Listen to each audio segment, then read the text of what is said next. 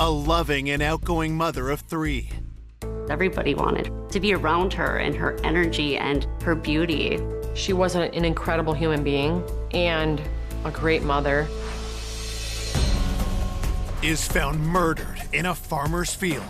There was numerous blunt force trauma injuries. Cuts, lacerations, bruising throughout her body. This poor woman was brutally attacked and murdered. As detectives hunt the killer, they unearth dark secrets. All the information kept leading us to think that he was trying to find a way out of this relationship. He would throw stuff, break stuff. He was really controlling, he was really manipulative. They had an argument, something happened, it went too far. Then, new revelations turn the case on its head. In the video, there is a male party following her into the darkness. I had absolutely nothing to do with. What did you have nothing to do with? And point to a predator no one saw coming. It was definitely a very big twist. When the news came out, he made me sick when I saw him. He looked like a monster. Green Bay, Wisconsin is a relatively small, close-knit community where a lot of people know each other. Obviously, our claim to fame is having the Green Bay Packers in town here. So during football season, pretty much everything centers around that. It's 100% a place that you would want to raise a family. The crime rate in the Green Bay area is generally very low, especially when it comes to violent crime. On a warm May afternoon in 2016, nearby Brown County Sheriff's Office gets a troubling 911 call from a local farmer. Brown County 911, what's your emergency? Oh, God. We just found a human body. Is it a male or a female? It's got long hair, but I didn't go near it. I'm about at the top of a hill just looking down on it.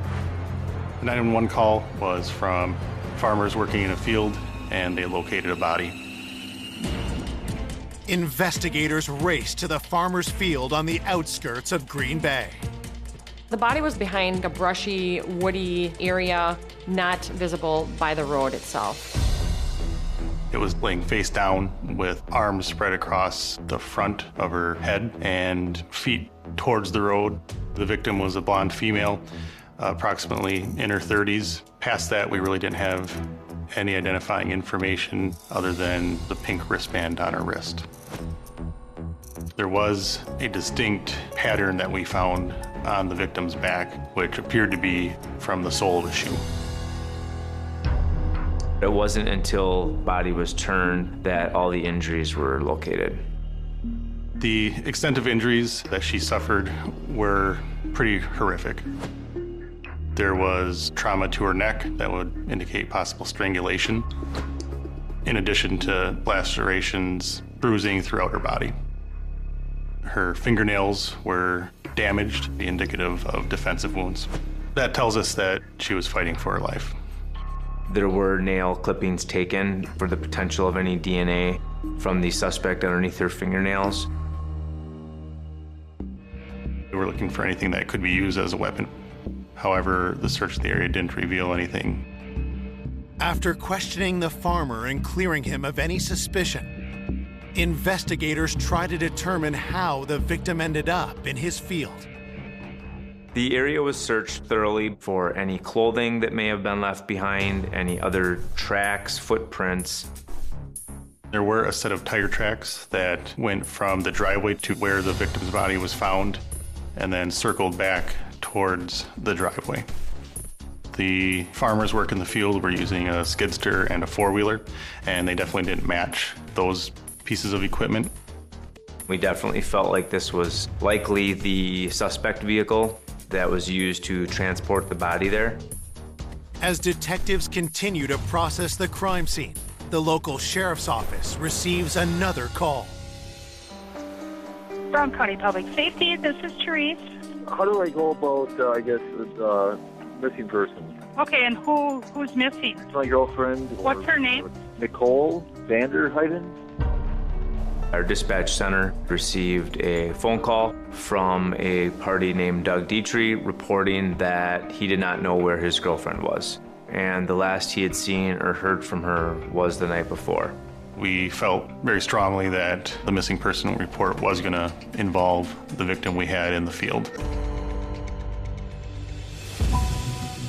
Officers from the crime scene are dispatched to interview the caller, 34-year-old Doug Dietrich, who lived with his girlfriend, Nicole Vanderheiden. Is Doug here? Hello. Hi. I'm here for a missing persons report. As allowed by Wisconsin law, officers secretly film the conversation. It was important to record the interview with Doug.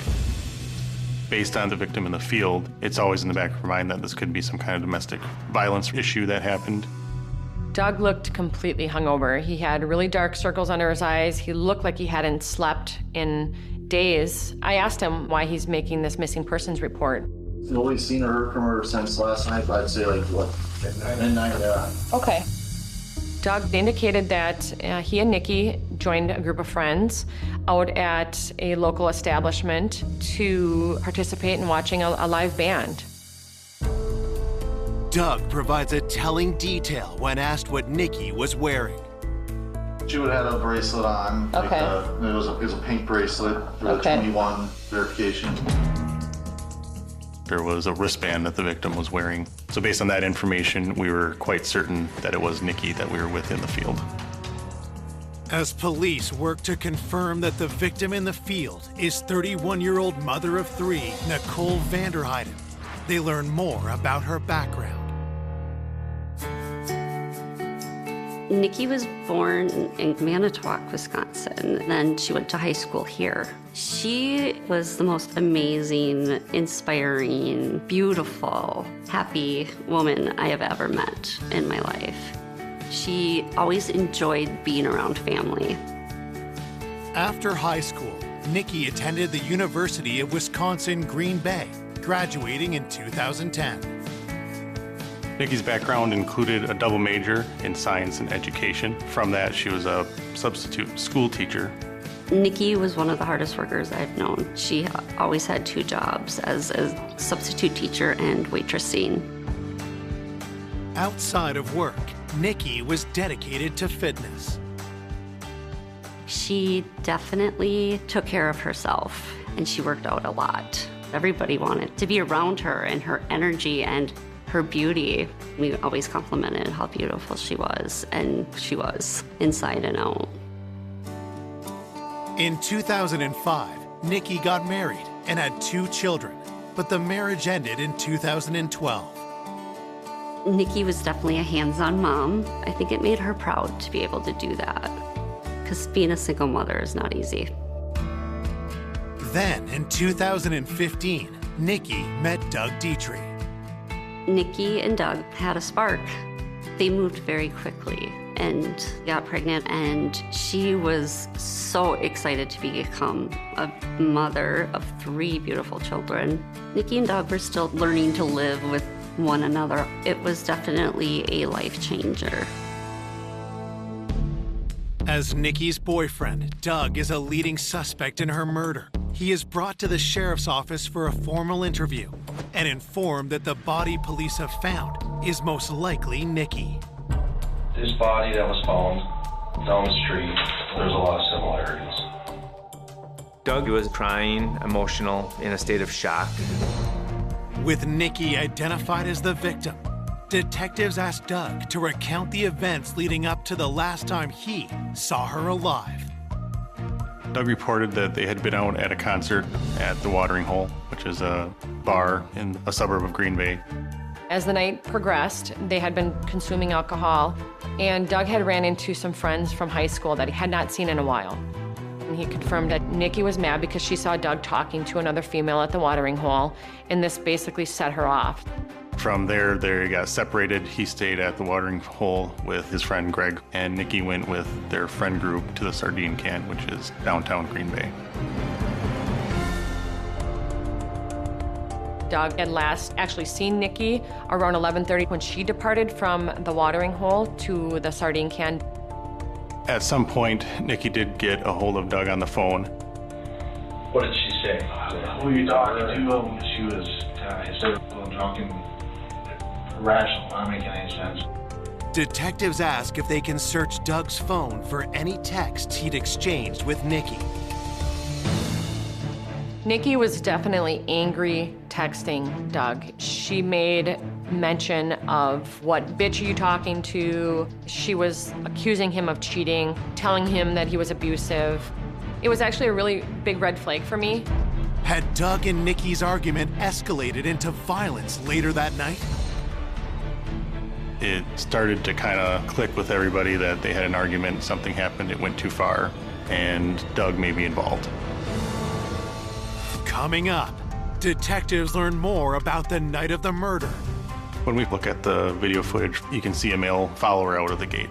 We are trying to figure out what exactly happened a short distance away out of camera view. She's not wanting to have anything to do with him and starts turning into an argument and becomes a little bit physical. And uncover surprising new suspects. I'm going to tell you that your timeline seems so abundantly rehearsed. The time, to be honest with us, is right now. Before a stunning twist throws the case into turmoil. The true killer came completely out of left field.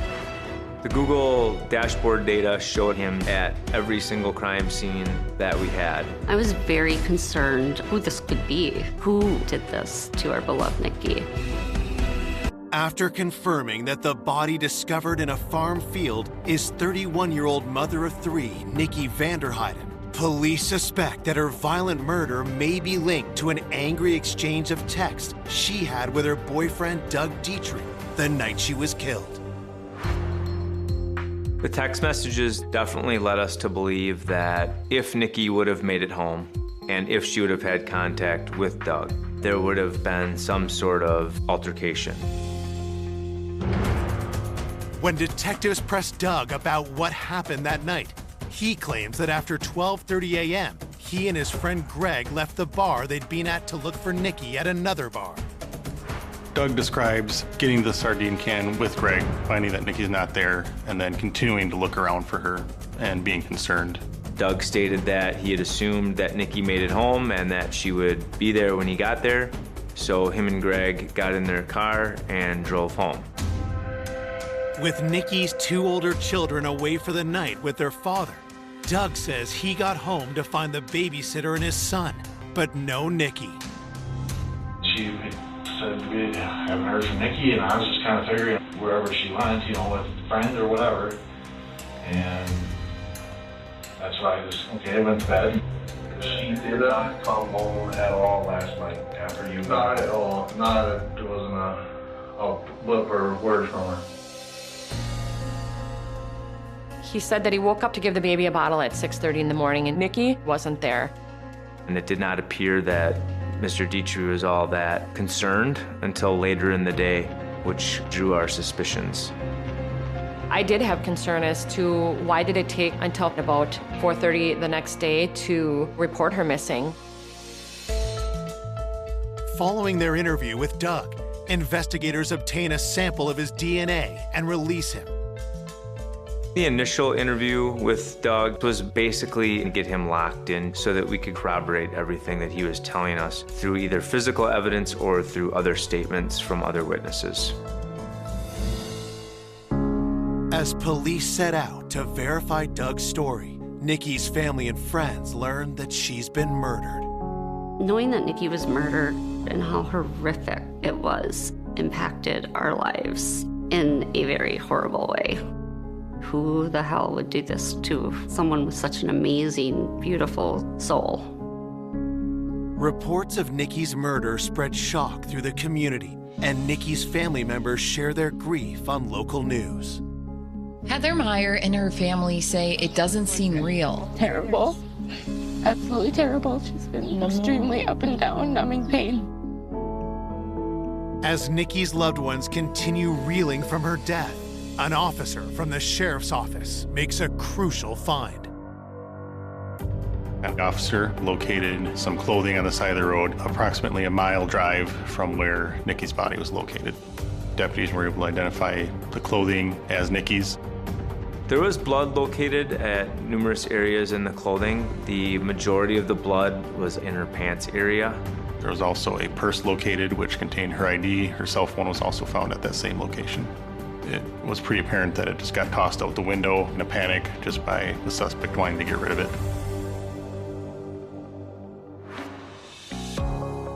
As they submit Nikki's items to the lab for testing, detectives receive her autopsy report. The primary injuries were the strangulation and trauma to the head. They had discovered over 240 injuries to Nikki's body, including 30 to her head and face area. The last few minutes of Nikki's life would have been very painful. There were injuries to her genitalia, which could be indicative of a sexual assault. The medical examiners did do a sexual assault exam, which included swabbing for evidence. The lab started finding a partial male profile, but they didn't have enough information to get an identification of it. The crime lab advised us that we would need to continue to submit samples that the suspect would have touched. We're only allowed to send in so many exhibits at a time, as the crime lab is very busy. We have hundreds of swabbings of Nikki's clothing, so I started off with areas where you would more likely see some touch DNA. While they await answers from the crime lab, detectives get a hold of security video to learn what they can about Nikki's last hours. When we first were able to take a look at the video footage from the sardine can, we were able to identify Nikki there with Doug's friends. Initially, she appeared to be having a good time, dancing around. The later portion of the evening, we can see Nikki and her group of friends at an outside table, and you can see Nikki looking down at her phone. You can tell by her body movements that she is upset. And eventually, she gets up and storms off through an entrance that they're sitting nearby. What detectives see next catches their attention. After Nikki leaves, you can see a male follow her out of the gate. Police ask themselves, who was this man? And was he involved in Nikki's murder? We knew that his information was going to be vital. That was the last time Nikki was seen before she was killed. We wanted to know everything that he saw and heard because he's the last known person that we knew that saw her alive. Is found murdered in a farmer's field. Investigators are trying to track down the man seen following her out of a bar just hours before she was killed. In the video, there is a male party following after Nikki and walking off into the darkness. We are trying to figure out what exactly happened a short distance away out of camera view. Officers are dispatched to interview patrons who were at the bar that night. Based on the interviews with witnesses, we knew that male was Aaron Kalinsky. This was a friend that they were with earlier in the night. Police track Aaron down and bring him in for an interview. Aaron advised us that throughout most of the night, Nikki was having a great time. And then at some point, he saw a mood shift in her. He basically had said that Nikki was trying to get a hold of Doug and that he wasn't responding.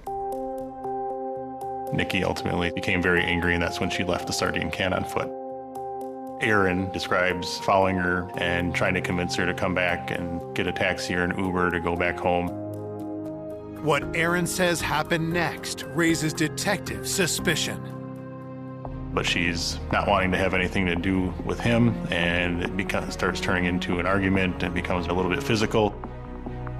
At one point, Nikki fell to the ground on her own, and she started creating a bigger scene. Aaron advised us that she began kicking and punching at him as he was trying to help her up. He had tried to tell her, hey, we can get you home, you can come with us, but she refused. Aaron noticed that there were people in the neighborhood seeing what was going on, so he decided to just leave it alone at that point. Investigators wonder if there's more to the story than Aaron's telling them. We were actually able to find those people, and they indeed remembered a female and male yelling or having a disagreement. Continuing to watch the video, Aaron does return a very short time later. And based on the other statements from the friends that were with the group, we knew that Aaron didn't necessarily do anything wrong. Aaron says he and his friends took an Uber home, never to see Nikki alive again. There was video footage that showed Aaron and the other group leaving in an Uber, and there was no indication that they had come back to the area after they left. With Aaron crossed off the list, police continue scouring the bar's security video for clues and find something unexpected. We eventually saw Doug and Greg arrive there. Doug told us they're looking all over for Nikki, but the video is showing that he and Greg go to the bar and just start hanging out. It definitely isn't consistent with the sense of concern that he was initially talking about. According to the surveillance video, Doug and Greg stayed at that sardine can until about 2:15 in the morning. And the fact that Doug said that they did all this looking while at the sardine can told us that he's not being entirely truthful with his efforts to locate her. Detectives wonder if Doug had misled them about his concern for Nikki. Was there something he was hiding? Just the mere fact that he didn't know where his girlfriend was and didn't appear to care all that much was a red flag.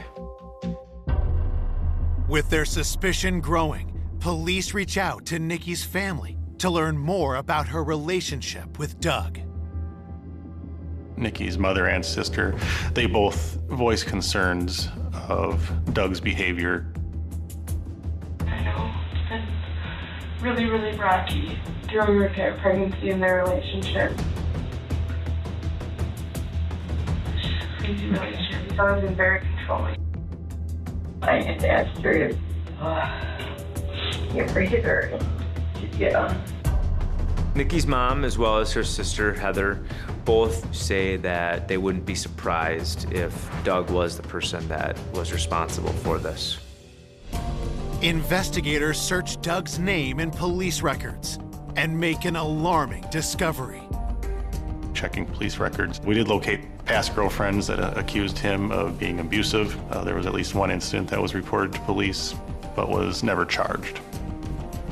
Police contact the woman who filed a complaint against Doug and ask her for more details. When you would argue, it would be... He would spit in my face. Okay. He would, throw stuff, break stuff. He was really controlling. He was really manipulative.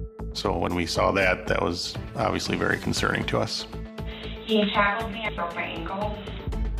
Despite learning that Doug's ex-girlfriend had a prior assault conviction and that Doug had never been formally charged for domestic violence, investigators remain suspicious. At this point, we had the information that showed there could be the pattern of this abusive, aggressive behavior. And we know that Doug and Nicole had a volatile relationship, which would lead us to believe that there would be some sort of confrontation that night. Police obtain a warrant to search Doug and Nicole's home. During the search at Doug and Nikki's house, there were several things of concern that were located. There was blood on the floor in the garage. There was blood and dirt found in Nikki's vehicle. There was also a set of Nike Air Jordan shoes that had a herringbone pattern on them, which was similar to what was on Nikki's back. There was also some red marks on the surface, appeared to be blood on the bottom of those shoes. While conducting the search, Doug's neighbors from across the street approached police with a startling new discovery. While mowing their lawn, they noticed a blood spot on the curb line of their property, and also they hit a cord of some type with their lawnmower. We did find a large quantity of what appeared to be dried blood, as well as 2 pieces of electrical phone charging cord. There was also some clumps of blonde hair. The blood on those items and the blood found in the road were positively identified as Nikki's. It was pretty apparent to us that that's where the altercation took place. That's where she was likely killed. When that crime scene in front of the house was located, that gave us a theory of what happened, and it continued to point us towards Doug as the suspect. After determining that Nikki Vanderheiden was likely murdered on the street in front of the home she shared with Doug Dietrich, investigators are weighing a growing body of evidence against Doug. This evidence that we found is kind of emboldening what we had initially thought, that Nikki got home, an argument ensued between her and Doug, and this incident took place in the street, and somehow some of that evidence would have gotten transformed into the garage and then into Nikki's vehicle. Looking at the totality of the circumstances, we decided there was probable cause to arrest Doug at that point. Okay. Right now I'm going to be taking you into custody. I'll be handcuffing you. I'll explain all that to you in a bit, and transporting you down to the sheriff's department. Okay? Okay. Be cooperative with me. All right. With Doug in custody, detectives work to solidify their case against him. When we did the search of Nikki's car and found the blood and the dirt in the car, it was initially thought that that may have been the vehicle that was used to take Nikki to the field where she was located. One of the things that we learned was that she had a progressive snapshot device in her vehicle, which is used for driving behavior, insurance rates. But we figured that this could help us show location from the night she was murdered. Once we got those records back, it was found that her vehicle did not move the night of her murder. At that point, all kinds of questions are still out there. The big one being if Doug was involved in this, how Doug may have moved her. Did he use a different vehicle? Did he have help? We knew that Doug's vehicle was not in play. It was at the watering hole all night, where it was verified on video. One person whose name came up was Greg Matthew, who was actually driving Doug during their night out and dropped Doug off at home. Greg was Doug's best friend, was with Doug that entire night, and we were focused on him maybe being an accessory. Investigators bring Greg to the sheriff's office and ask him about the night of the murder. Greg was very exact about timelines of phone calls and what they did that night. 12:15, got in my car, and Nikki was calling him, yelling at him, telling him she's leaving. By the time we get back to the sardine can, all of our friends left. At what point we left, it was probably 2:15. Got to Doug's house probably at 2:45 and went back to my house. My parents were home. They know that I was there the rest of that night. Greg's timeline was very consistent with Doug's, which was suspicious in nature that you usually aren't going to have your times down that pat. I'm going to tell you that your timeline seems so abundantly rehearsed, so that the time to be honest with us is right now. We pressed Greg very hard, hoping that we would find some sort of inconsistencies in his story or get him to crack and finally turn on Doug. Honestly, I had absolutely nothing to do with what? What did you have nothing to do with? Anything to do with what did you have nothing to do with? So I would like to leave. After becoming upset with some questions, he did leave while investigators were still sitting at the interview table talking to him. Investigators asked Greg's parents to confirm his alibi of coming straight home from Doug's shortly after 2:45 a.m. Greg's parents told us they were only going off of what he told them. They didn't physically see him or have any firsthand knowledge. While detectives keep Greg on the board as a potential accomplice to Doug, they receive DNA test results from the crime scene. There was little to no sign of Doug's DNA anywhere on Nicole's body or clothing. Doug's DNA profile is not matching up with an unknown male DNA profile that we're finding on those items. Test results on other evidence bring even more disappointing news for investigators. It turns out the blood on the floor of the garage was likely from a turkey that Doug had killed while hunting. The blood in Nikki's car was from one of her other children, and it was not Nikki's. What we thought was blood on the bottom of the shoe tested inconclusive for blood. So all those things that we thought we believed to be Nikki's blood turned out not to be. We also got location data from Doug and Greg's cell phones that corroborated their account of where they were that night, down to the times they left the bar, the route they took home, then when they got back to Doug's house, and from there. With no concrete evidence linking Doug to Nikki's murder, authorities release him from jail. Doug's DNA isn't really showing up where we thought it was going to be, and there's still this unknown male profile that really threw a curve at us. Police believe that Nikki was murdered in front of her own home. But if Doug hadn't killed her, who had? I was very concerned who this could be, who this monster could have been that did this to our beloved Nikki. 2 days after finding Nikki Vanderheiden savagely murdered, detectives hunting her killer arrested her boyfriend, Doug Dietrich. But when DNA evidence exonerates Doug, detectives turn their focus to one urgent question. The biggest question we had to answer outside of who did this was, how did she get home? We spent countless hours watching video surveillance of every single known business between Nikki's residence and the sardine can. We had investigators watching highway camera footage, bridge camera footage to see if we could catch either her walking or crossing the river to get to that side of town. We were running out of leads. It was frustrating at times. Still hoping for a DNA match to the killer, investigators continue sending the crime lab samples of Nikki's clothing found at the side of the road. We picked 10 items at a time for testing. We were looking for any items that we believe might contain more of this unknown male's DNA, hoping for a full profile. After sending several batches and not coming up with anything definitive, we ended up sending a batch that included the socks that Nikki was wearing still when her body was found. The crime lab were able to get enough of a profile off of that sock to be able to enter it into the CODIS system. The suspect somehow got some touch DNA on those socks. Entered into the National DNA Database, the profile returns a hit that takes investigators by surprise. The DNA hit that we received was that of George Stephen Birch, who was from the state of Virginia.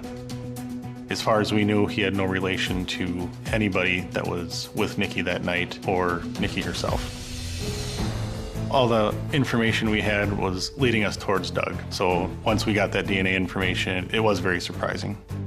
George Birch was in and out of prison on the East Coast, and at some point earlier in 2016 had moved to the Green Bay area. So we start digging through the Green Bay Police Department records, see what we can find out about him. George Stephen Birch was contacted by the Green Bay Police Department a few weeks after the homicide for a hit-and-run car accident. The vehicle was a Chevy S10 Blazer that was found a short distance away from where Mr. Birch was staying. At the time, he was questioned about it and claimed that the vehicle must have been stolen. Suspicious about the nature and timing of the supposed theft, investigators see if his Chevy Blazer could have been used to dump Nikki's body. We ended up comparing the specs of a Chevy Blazer and the width of the tire tracks that we found in the field, and we found it to be a very near match. Digging deeper, detectives find even more evidence connecting George to Nikki's last known movements. We knew that he hung out at a bar that was down in that same general area of the sardine can. We were able to identify Birch's Google account and track the location of the cell phone that Google account is associated with. The Google dashboard data showed us road map of Mr. Birch's whereabouts that night, and he was found at every single crime scene that we had, including the farm field, Nicole and Doug's residence, the roadway where Nicole's property was found, and then back at his residence. When we got that information, we knew we had our guy at that point. Police track down George Birch and bring him into the sheriff's office. When we had our contact with Mr. Birch, it was obvious that this wasn't his first contact with law enforcement. He's very cool, very calm. The reason you're here is in reference to a homicide investigation into Nicole Vanderheiden. Okay? So, is this something that you want to talk to me about? Sir? What's that? For a lawyer. Okay. Birch didn't provide any details or provide his version of events of anything. We still didn't necessarily have the details on how they met, why they were together. But with DNA and other evidence firmly implicating him, police charged George Birch with Nikki's murder. When the suspect was arrested, it was a result of actual physical evidence, and I felt so much relief that the family would never have doubt as to who did this to Nikki. When the news came out about who did this, he made me sick when I saw him. He looked like a monster. On February 19th, 2018, George Birch goes on trial for the murder of Nikki Vanderheiden. But when he finally takes the stand, what he says leaves the courtroom stunned. At trial, Mr. Birch's explanation for what happened was he met Nikki at the bar.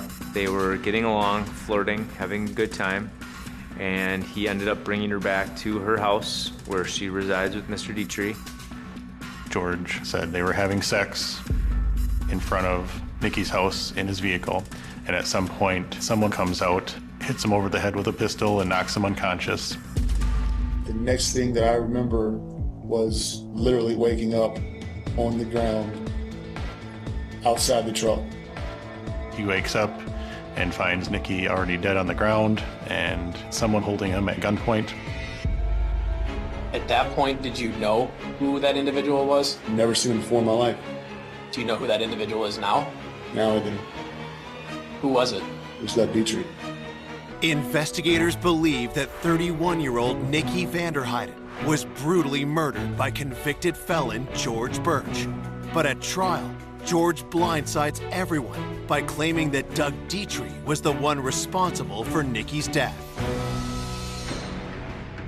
Mr. Birch in the courtroom was very arrogant, very pompous. His demeanor was that of, I'm innocent and Doug did this. Mr. Birch advised us that Doug ordered George to drive the body to the farm field. George said that Doug had ordered him to carry Nikki's body into the field and drop it. George then said that at one point he was able to get into a struggle with Doug, push him away, and get back into the car and take off. He didn't come up with that story until he had a chance to look at all the evidence that was being filed against him. George's wild allegation forces detectives to dig deeper to prove his guilt. Part of the obstacles in this was disproving that Doug did it and show his movements from that morning and that night. During the investigation, we learned that Nikki had given Doug a Fitbit device as a gift. So we realized that Doug was wearing that Fitbit device during all our contact with him. So we're able to review the information on the Fitbit device when he was home, going to sleep, and waking up again. Based upon all the Google dashboard data that we had from George, we knew at what time he and Nikki arrived back to Doug and Nicole's residence. So we were able to look at Doug's Fitbit to show that at that time that George and Nicole were outside, Doug was sleeping and not, in fact, out murdering his girlfriend and disposing of the body. Back in court, prosecutors used the location tracking evidence to demolish George's story. The act of violence that Doug allegedly did to him did not add up with any of the other evidence that we had. None of us bought George's story in court. We all knew it was a joke and a fairy tale made up. I think Nikki just wanted to get home to her children, and I know she fought for her life that night. Now prosecutors put forth their theory of what really happened that night. What I believe happened is that there was some arguments between Doug and Nikki. I believe that Nikki did leave the sardine can pretty upset and ended up at Richard Cranium's bar, about a half mile away. She was intoxicated. She was by herself. She was emotional. She is very outgoing, personable person. So she'd be very easy for someone to prey upon. At some point, she meets George Birch. They get to talking. He offers Nikki a ride home. She accepts it. They end up in front of her house. I believe at that point, George thought he was going to get some action for taking a girl home and didn't expect her to start fighting. And that enraged Mr. Birch. It turns into a sexual assault. At some point, he strangles her with that phone cord that was found. She fell out of the vehicle. He continued to stomp on her back and her head, eventually killing her. And then loading her up in his vehicle, driving her to a field and disposing of her body, and then going home like nothing happened.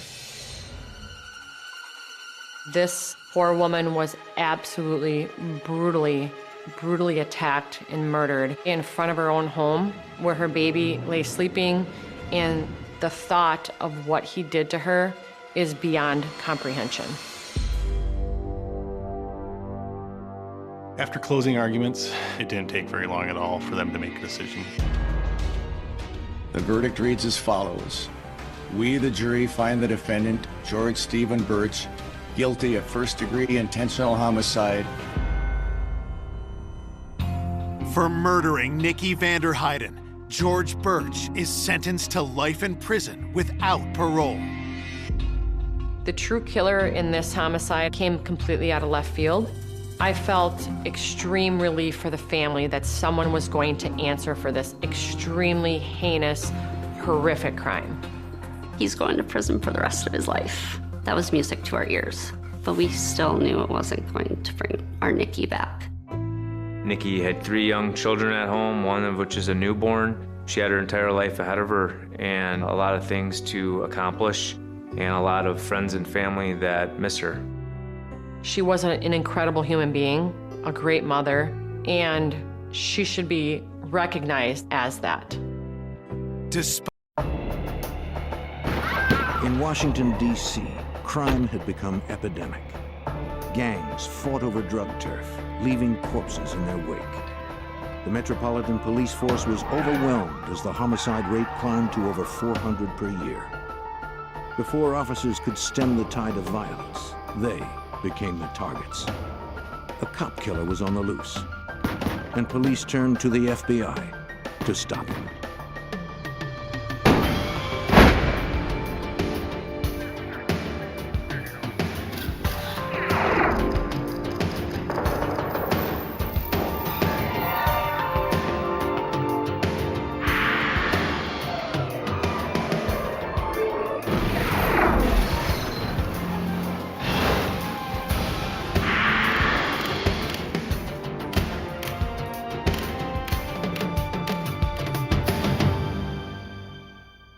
In 1995, our nation's capital was also our nation's murder capital. Even the police weren't safe. While Washington, D.C. law enforcement targeted criminals, the criminals targeted law enforcement, even gunning down officers on patrol. I'm Jim Kallstrom, former head of the FBI's New York office. As the death toll mounted, D.C. police called upon the FBI for help. The hunt was on to find a cop killer and to bring order to a town in trouble. But things would only get worse before they got better. On January 10th, 1995, at a fast food restaurant in northwest Washington, D.C., Metropolitan Police Officer Vance Warren was taking a dinner break while working part-time security. It had become common practice for businesses to hire uniformed off-duty police officers to protect their establishments. Everyone felt more secure, customers and employees alike.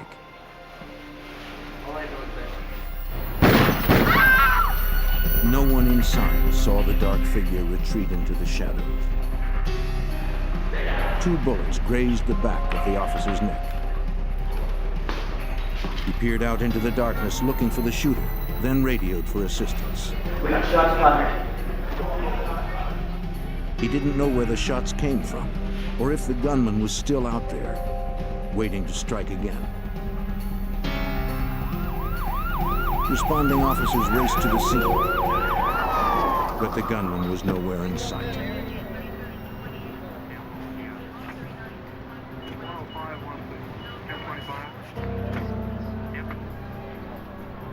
There was no attempt at a robbery. It appeared the shooter's sole purpose was to kill the officer.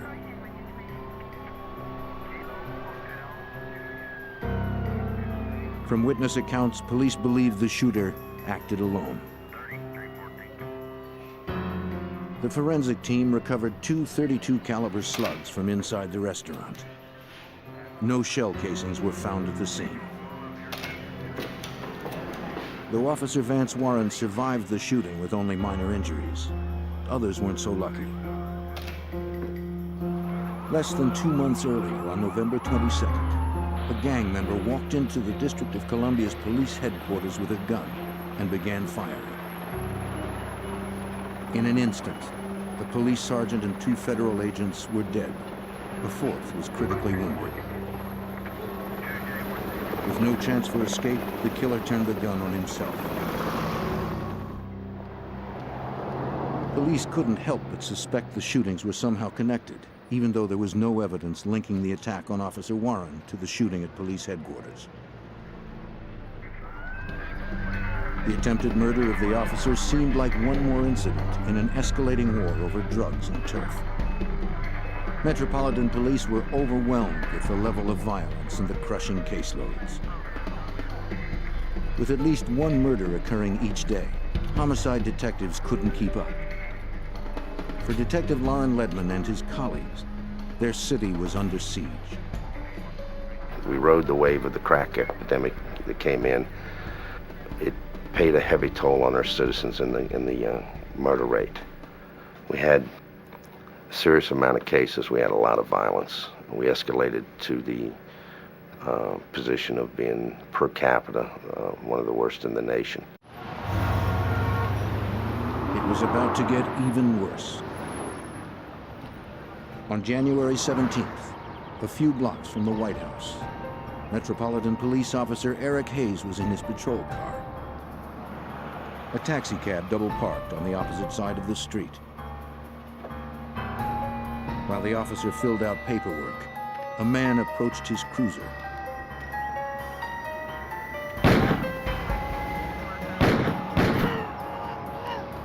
He shot the patrolman 4 times at close range. Wounded in his chest, legs, and abdomen, Officer Hayes struggled out of his vehicle. The cab driver witnessed the shooting. He reported it to his dispatcher. Look, there's some suspect running down the alleyway. As the shooter bolted, the cab driver circled around the block. Making his getaway, the gunman stripped off his mask and jacket in an attempt to change his appearance.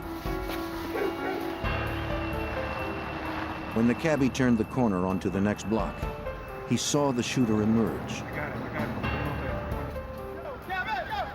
and alerted his dispatcher that the shooter hailed him. Not realizing the cabbie had witnessed the shooting and followed him, the assailant got in. The driver discreetly turned off his radio, and the dispatcher notified police. Keep straight, man, keep straight. An APB was issued for taxi number 440.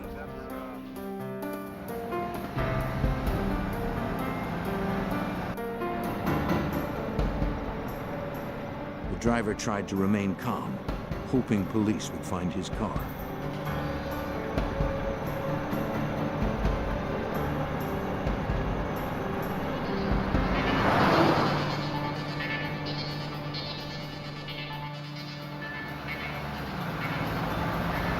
Within minutes, cops picked up the taxi's trailer.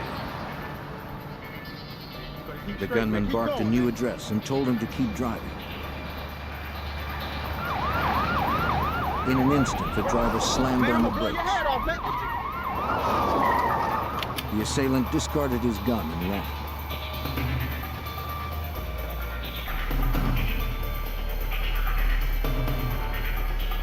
He evaded the pursuing officers.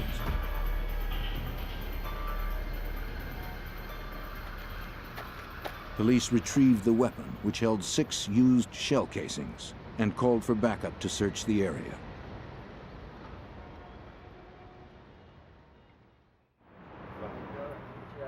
At the crime scene, Officer Hayes fought for his life. He survived emergency surgery where doctors removed 4 .32 caliber slugs. An officer called in a forensics unit to gather evidence. They scoured the crime scene. Before gathering any physical material, they photographed the entire area. In the alley, they found the clothing discarded by the assailant, including a black ski mask. They hoped clues revealed in the lab could lead to the shooter's identity. Fearing another blindside attack, the police chief ordered all officers to patrol with a partner and called in the FBI for assistance. Special Agent Jay Abbott was assigned the case. But what had happened up to that point led us to believe that, my God, we may be dealing with some sort of gang in D.C. that's just decided to take it upon themselves to declare war on the police and just start trying to kill police. Metropolitan Police fought back with forensics. They sent all physical evidence gathered from the crime scenes to the FBI laboratory, one of the foremost forensics labs in the world. Clothing recovered from the most recent shooting was forwarded to the Hair and Fiber Unit. This unit works 2,500 cases a year from around the country. The D.C. cop shooting case was given top priority.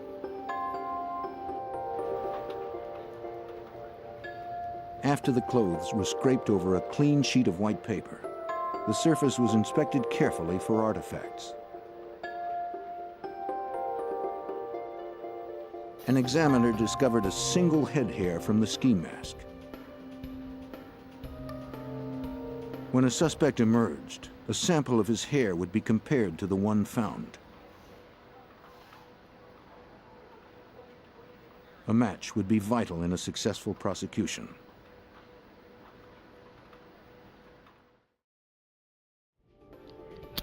The gun, the casings, and the recovered slugs were sent to the FBI's Firearms and Tool Marks Unit.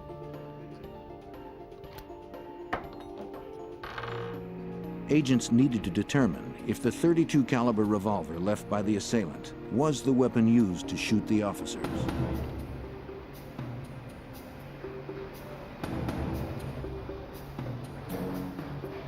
Every gun possesses distinct spiral grooves inside its barrel. When a bullet is fired, those grooves leave an imprint on the projectile.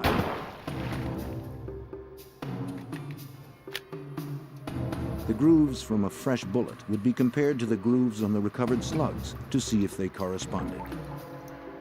The bullet sample, together with the slugs, were forwarded to an analyst for scrutiny under the comparison microscope. The bullets matched. This confirmed that the .32 caliber revolver was the weapon used in the 2 most recent shootings. Investigators were now looking for one man.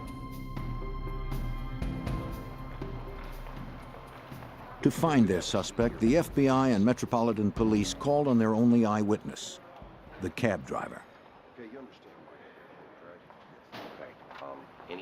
They asked him to provide a description of the assailant to a police sketch artist.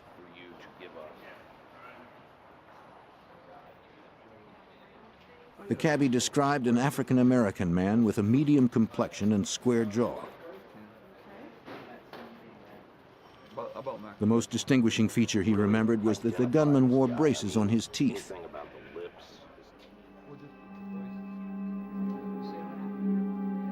Investigators contacted area dentists and orthodontists to see if they recognized the man in the picture as one of their patients. The composite was also distributed through television, newspapers, and local business. A reward prompted hundreds of phone calls. Special Agent Jerry Bammel helped work the leads. Based on leads which we generated, telephone calls which we received, possible identifications from the dentists and orthodontists, we identified approximately 100 individuals who could have been suspects in this shooting of the police officers. Investigators worked around the clock to narrow the field of suspects. I mean, we were working 7 days a week on this case because it had a certain urgency to it, given the fact that a subject was stalking police officers and attempting to kill them. Over several months, suspects were interviewed and eliminated one by one. Agents and detectives made no arrests. Thousands of investigative man-hours had led nowhere.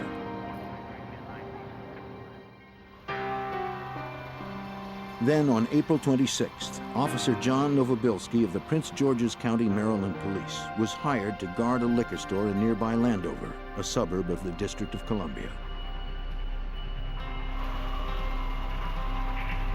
A masked gunman approached and fired at close range. He unloaded 16 rounds. The policeman never had a chance. Then he took the downed officer's 9mm pistol.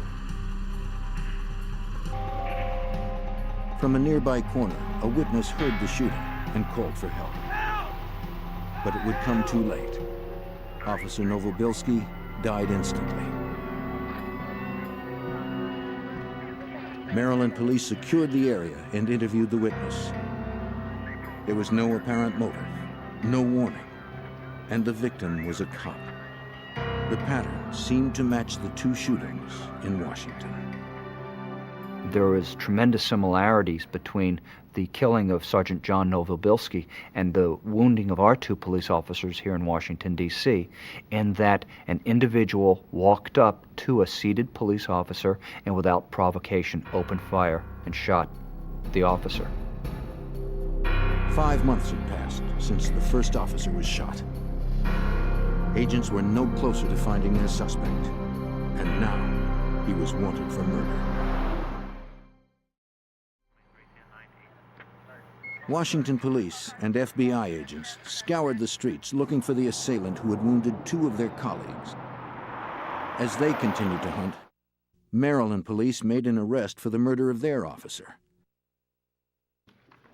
There was no evidence linking the Maryland suspect to the two attacks on D.C. police. Special Agent Jay Abbott believed the D.C. attacker was still at large and could strike again at any moment. But we felt this person was probably going to try to kill another police officer somewhere in Washington, D.C. or in the vicinity. And it gave us real pause for concern that we weren't able to follow up any viable leads during that time. On May 18, 1995, while investigators continued their search in Washington, a young Maryland woman arrived at a Prince George's County precinct.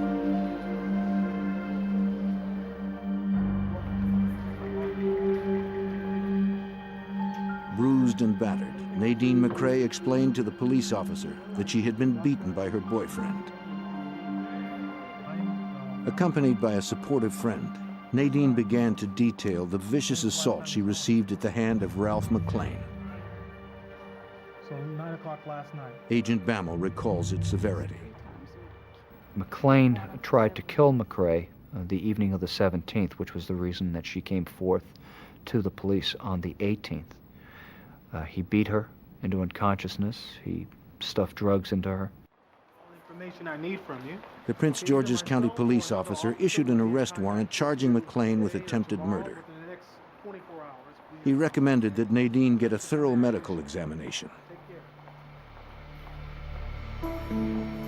On the way out, Nadine's friend pleaded with her to tell the officer the reason McClain had almost beaten her to death. Nadine hesitated. It's okay. She was afraid of what else McClain might do if she said anything more. Reluctantly, she told the police officer what she knew.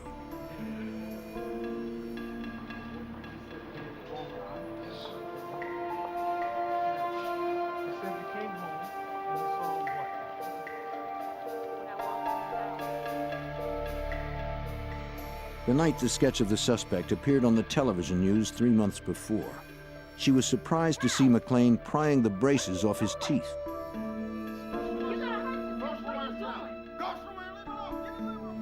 When she questioned him, McClain screamed at her to mind her own business.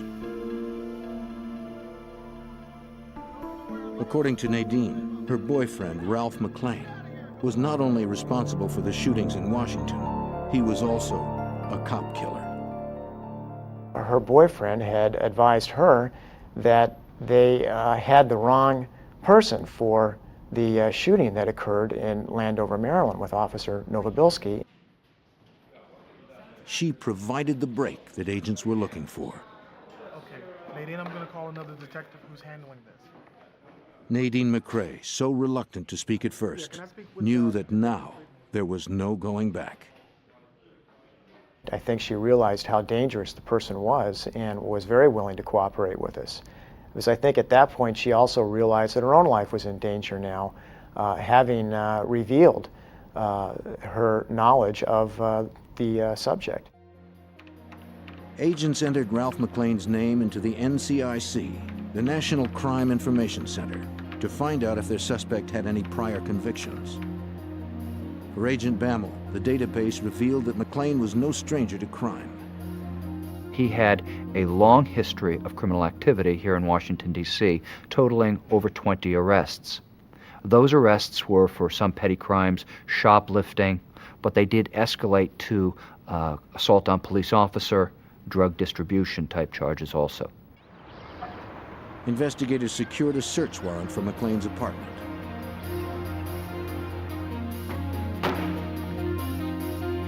It was a very tense time just to go into that residence with the possibility that he could be there and with all the tension of realizing what they might find.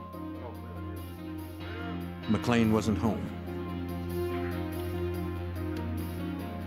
Investigators began searching the apartment.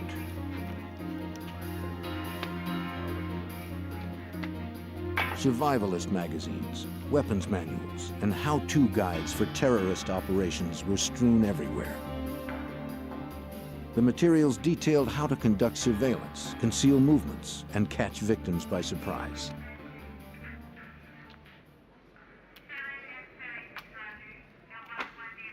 In the living room, the forensic team uncovered a black ski mask similar to the one found at the second shooting. Yeah, that fits the description too.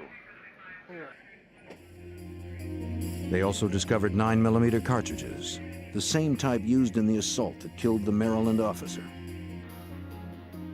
In a cabinet, they found more ammunition, this time for a .32 caliber weapon. That's very important to us because the shooter of Sergeant Eric Hayes and Officer Vance Warren used a .32 caliber revolver in that shooting.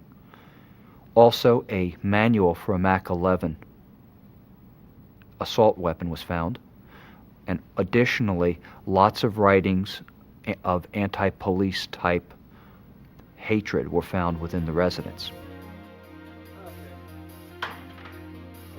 Forensics examiners searched for strands of hair to compare to the one found previously. The team took samples from hairbrushes, bed sheets, even the drain in the bathroom sink. If hairs from McClain's apartment matched the hair recovered from the crime scene, agents would have forensic evidence against the fugitive. There's more in here. Let me get the rest of this out.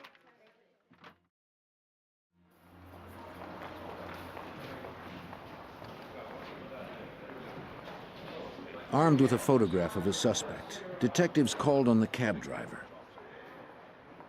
They asked him to look at a photo lineup to see if he could identify McClain as the man who shot Officer Hayes. Metropolitan Police Detective Lauren Ledman was there for the lineup.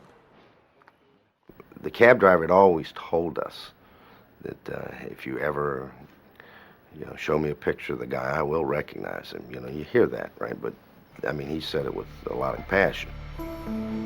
Investigators handed photos to the witness one at a time. He studied each carefully.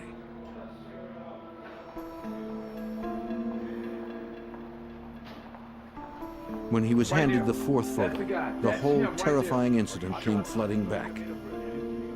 He was staring into the face of Ralph McClain.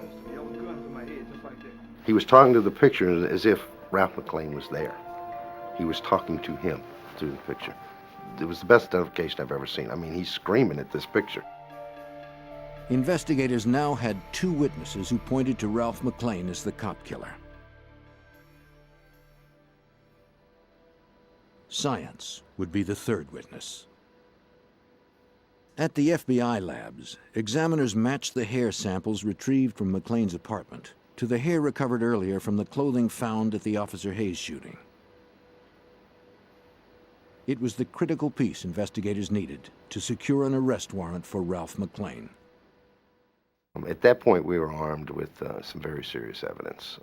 We had the girlfriend with the admission, we had hairs, and we drafted an affidavit for signature for a Superior Court judge, and in the middle of the night, we went out and we obtained that warrant.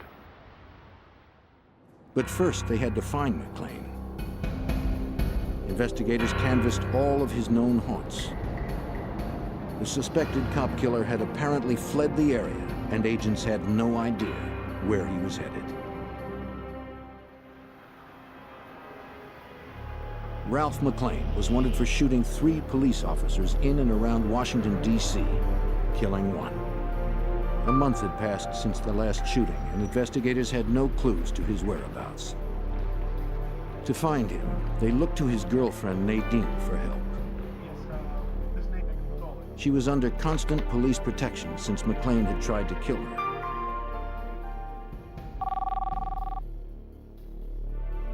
Nadine spoke with McLean through his cell phone. He was not aware that investigators were listening. Through their conversation, Special Agent Jay Abbott and his team were able to track McLean's movements. We were able to locate him at one point in the Fredericksburg, Virginia area, and we're very close to making an arrest at that time, but unfortunately he was able to evade our attempts. Their conversations continued over 2 more days. Authorities learned that McLean was traveling south to Florida, but he never gave Nadine a specific location. Investigators wondered if McLean knew his girlfriend was cooperating with police. She told them that he monitored the news constantly on a portable TV. If they were going to catch McLean, they needed to surprise him and keep his name out of the media. That meant keeping the arrest warrant out of the national system.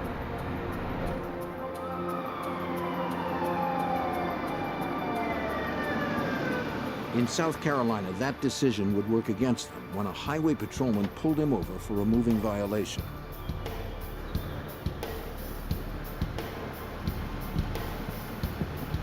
The officer approached and asked to see a driver's license and vehicle registration.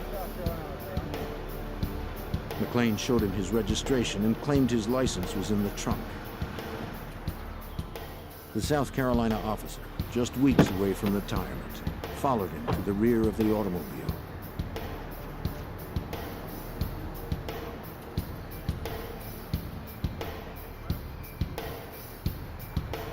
McLean rifled through his belongings and pulled out his license. The officer told McLean to return to his vehicle while he called in to see if he had any outstanding moving violations.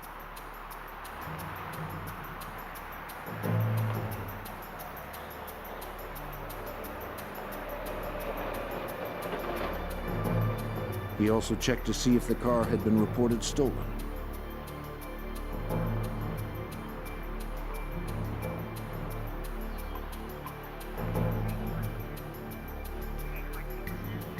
Records indicated that it was legally registered to Ralph McLean.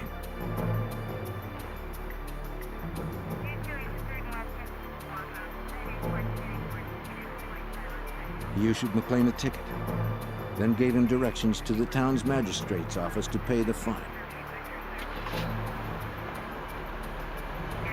The officer survived the incident, but authorities had missed an opportunity to capture the cop killer. Back in Washington, Detective Lauren Ledman looked for a way to lure him back to the area. We were faced with somebody that was mentally unstable, that was out actively shooting police officers. We were kind of at his mercy because he was calling the shots. And the key was we needed to get him nailed down in the location where we could surround him.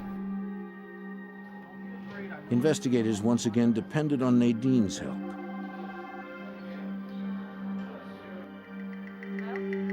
They advised her to promise McLean a reconciliation if he returned. Hey, you want to meet somewhere? McLean said he was interested in the offer, though he wouldn't agree to when or where they would meet again. Investigators worried that they were losing the element of surprise. We were looking for a little bit of an edge, but that edge was taken away from us. The media found out about it. They broadcast his name, his photograph, and so forth, which really bothered us because it brought us to another heightened level. They hoped McLean hadn't seen the broadcast. On Memorial Day weekend, McLean called Nadine. He was ready to meet with her. As instructed by the FBI, Nadine suggested meeting at a large shopping mall in Northern Virginia, a place where agents could maintain surveillance without being noticed. What I'll do is I'll call you when I get to the mall. Okay? McLean agreed to the location.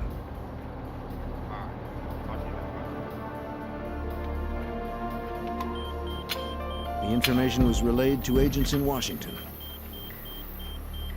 Special Agent Al Buckley, in charge of the arrest plan, was notified. He called the FBI SWAT team that had been on standby for several days. When I heard the information that Mr. McLean was heading back to the Virginia or Washington, D.C. area, I felt that Mr. McLean was coming up to do two things, either to kill Nadine and possibly kill an additional police officer. Agents and D.C. officers arrived at the mall in Tysons Corner, Virginia.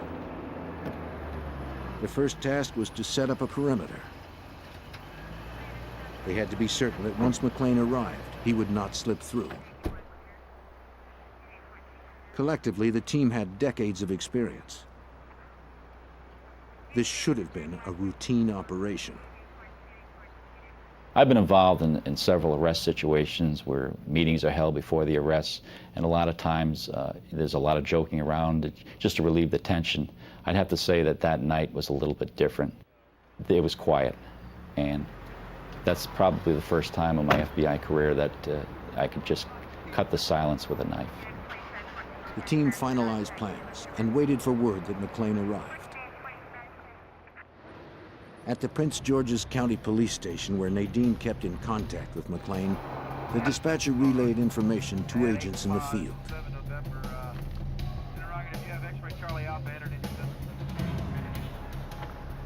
Agent Buckley got the call. McLean had changed the rendezvous location. The fugitive wanted to meet Nadine in Maryland, nearly 25 miles away from where the SWAT team had assembled. The sudden change of plans was troubling. The call suggested that McLean might have known he was being set up. Wanted cop killer Ralph McLean was on his way to a Greenbelt, Maryland plaza to confront his girlfriend, Nadine. An FBI SWAT team was racing there to intercept him. Since McLean had changed the location from Tysons Corner, Virginia, investigators suspected the armed fugitive knew Nadine was cooperating with authorities. Special Agent Jay Abbott was gravely concerned. At the time, we began to sense that he had suspicions of what was happening. And given those suspicions, that added to the sense of urgency even more. We weren't sure that he would actually show up at one of these locations to meet Nadine. He might begin to smell that there was a trap. As they got closer, agents turned off their blue light and constantly monitored the radio. A police dispatcher relayed updates to agents in the field. He kept them posted on McLean's plans, learned through conversations with Nadine. 36 and 51, be 1051 to 600 block of Jefferson. Agents were at the mercy of the fugitive's whims. After changing the location several times, the team got word that McLean decided to meet at a gas station across from Beltway Plaza. They scrambled to set up a perimeter around the gas station. Agents hoped they would have enough time to secure the area. Once in place, they would wait for McLean to either show up or call Nadine. Detective Ledman took his position in a field across from the gas station. He believed McLean would show up to see Nadine despite suspicions of a trap. We didn't even know if he even really wanted to meet her. We just felt that he was just trying to get in shooting range of her to kill her. Why? Because she was the only ear witness to this shooting of this police officer. As the team continued to assemble, Nadine remained at police headquarters on the cell phone with McLean. Securing the closest position to the gas station, 20-year veteran agent Billy Christian arrived. The schoolyard across the street offered the best vantage point.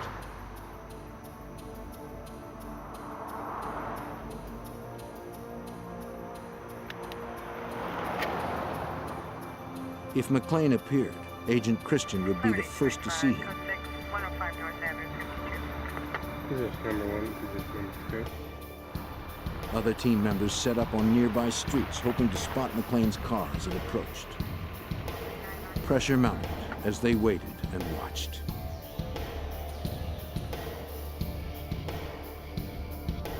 It was very tense.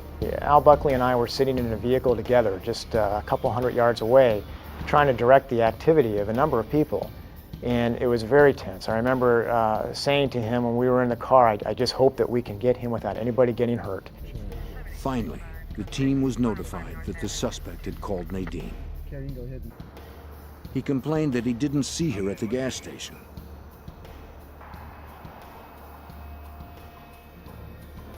McLean was in the area, but agents couldn't get a precise fix. Investigators believed he was very close. This particular time, he was whispering, which led me to believe that somebody was close to him, which caused me to look around. You see, was I on top of him and didn't know it?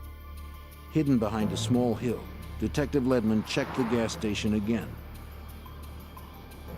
But he still didn't see McLean. Scanning to his right, the detective could see Christian's car. From his position, Christian also surveyed the area, but he too saw no trace of the fugitive. At that point, a local officer out on his regular patrol approached Christian's car from behind. The patrolman, unaware of the arrest plan, thought the agent's car seemed suspicious.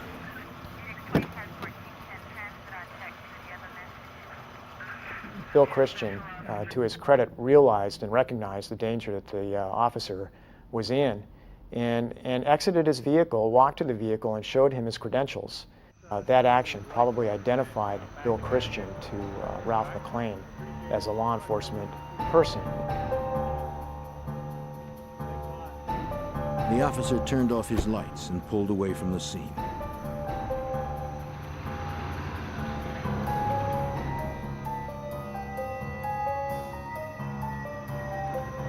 Christian resumed his surveillance.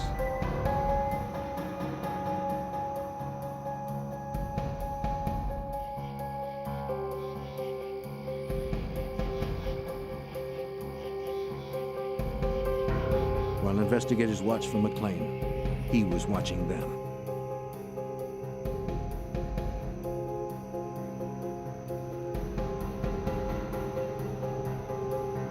The element of surprise and the tactical advantage was McLean's. Well camouflaged in dark clothes, he surveyed the car where Agent Christian sat waiting and watching.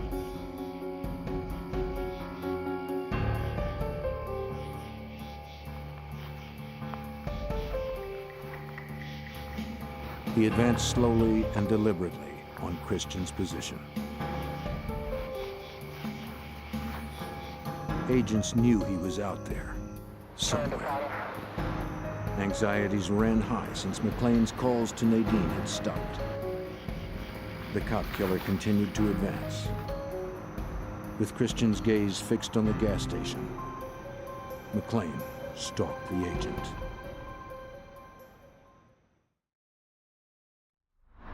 FBI agents and DC detectives surrounded a gas station in Greenbelt, Maryland, waiting for cop killer Ralph McLean to show himself. The arrest team knew he was close, but they didn't know where. McLean was advancing on Agent Billy Christian from the shadows.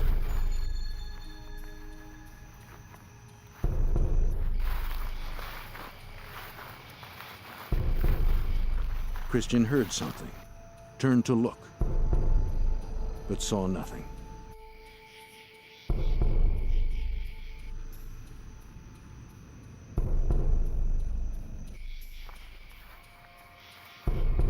He heard it again,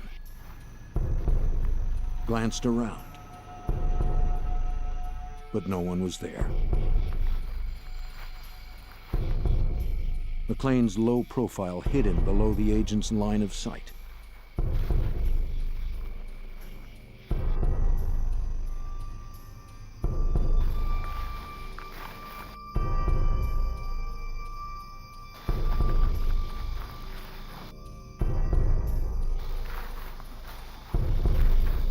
The killer continued to advance on his unsuspecting prey.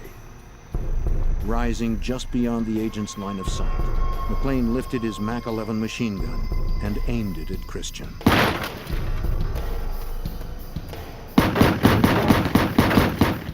Muzzle bursts ripped through the night air.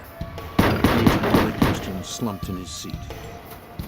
Detective Ledman spotted McLean sprinting into the woods and called for backup.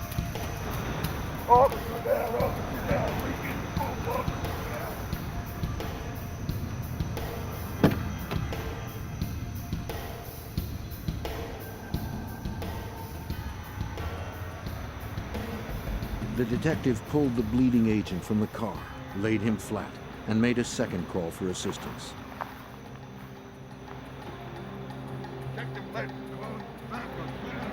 Agents Jay Abbott and Al Buckley were among the first to respond.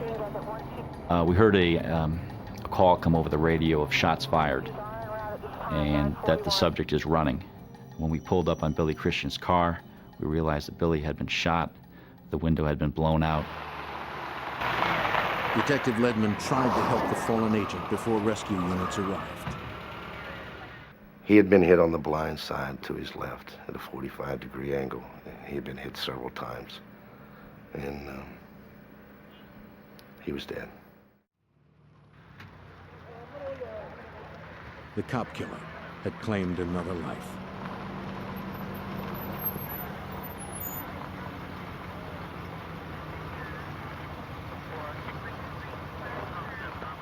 This person had just killed a colleague, not just a colleague, but a good friend, a mentor to some of us. He had been around for a long time, a 20-year agent. And to have this happen was enraging. Units from several jurisdictions responded instantly. A Prince George's County officer arrived with a police dog and started to hunt for McLean in the dark.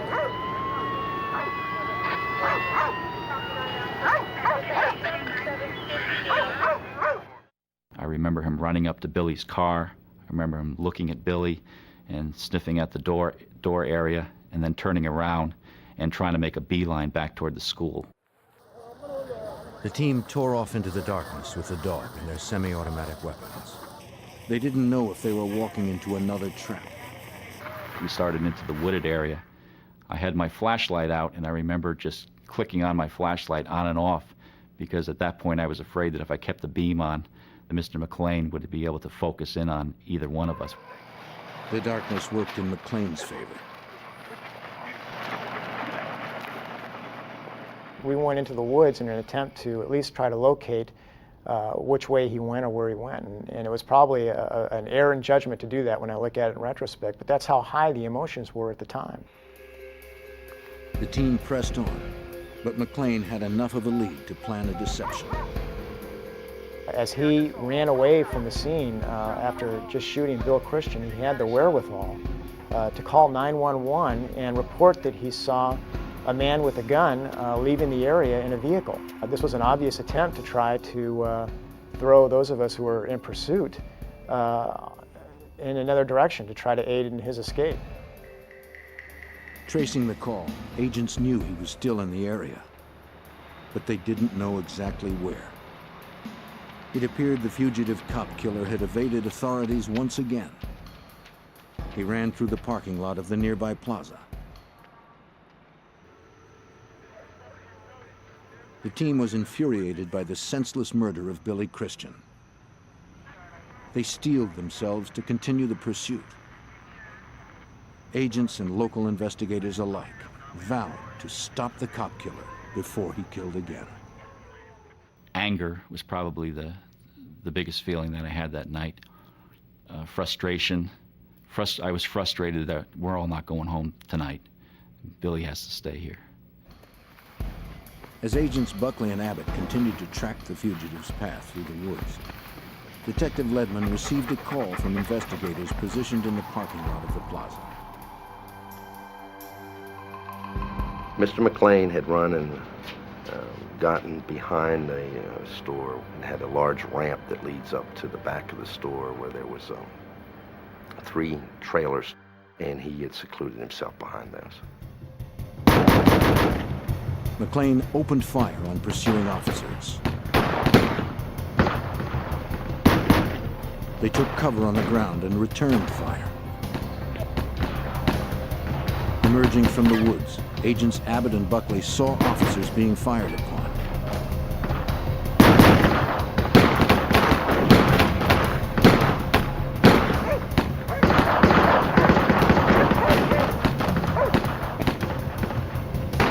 They pulled their guns and joined in the fight. McLean was dug in and well armed. Officers were pinned down.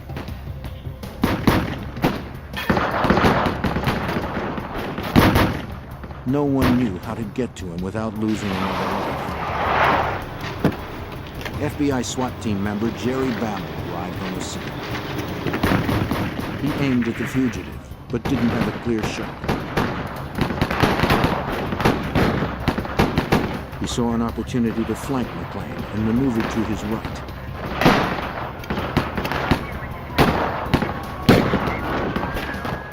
While police and agents traded fire with the cop killer, Bammel remained hidden from McLean. Then he stepped out from behind the dumpster and began firing on the shooter from the opposite side. From his position, Bammel noticed that McLean had a possible escape route. The loading dock ended with a railing and then a 10-foot drop wall. And I realized that McLean could conceivably get over that wall and flee into the lower parking area where there were no agents or officers at the time. Bammel blocked McLean's exit with gunfire. Now McLean was receiving fire from 2 different positions.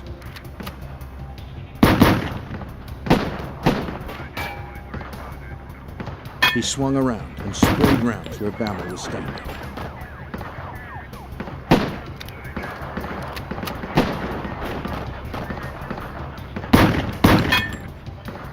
The agent returned fire. McLean was hit. Agents and officers continued firing. McLean fired 1 more round. Then there was silence. I waited a moment, and then there was a call out, something like, "He's down, he's down." Bammel hesitated before advancing on McLean's position to be sure this wasn't another trick. While officers and agents waited in the lot with guns at the ready, Agent Bammel made his way alongside the trailer, approaching the motionless figure. Another agent advanced on the opposite side. As they moved in, an officer yelled from the darkness that he saw movement. He was going to fire 2 more rounds towards McLean. As soon as he yelled that, I yelled, "Don't shoot, don't shoot, don't shoot," because I was immediately concerned of the fact that we had placed ourselves into a deadly crossfire situation.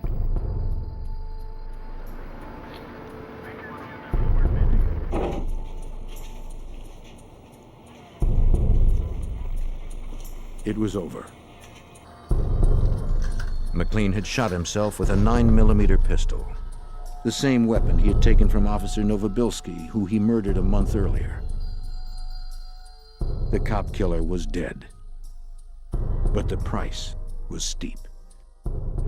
This person, the subject, had one goal in mind, in my opinion, and that was to kill police officers. And why, I will never know, but it was apparent to me that that was what he had decided to do for whatever reason at some point in his life. Agent Billy Christian was close to retirement when he was gunned down. He had worked with Agent Bammel over the span of his long career. Billy had been a 20-year agent with the FBI. Billy was an expert marksman, a firearms instructor, one of the first members of the FBI's hostage rescue team, the full-time Special Weapons and Tactics team, and he was also a member of the Washington Field SWAT team. The names of Agent William Christian and Officer John Novobilski were added to the Law Enforcement Memorial, commemorating those who have fallen in the line of duty. My desk here at the FBI overlooks the National Law Enforcement Officers Memorial, and not a day goes by that I don't think of my friends. Their sacrifice remains vivid and is recalled each Memorial Day. There is a feeling when you lose a brother or sister, agent and officer, that a part of you is lost, and they will never be forgotten.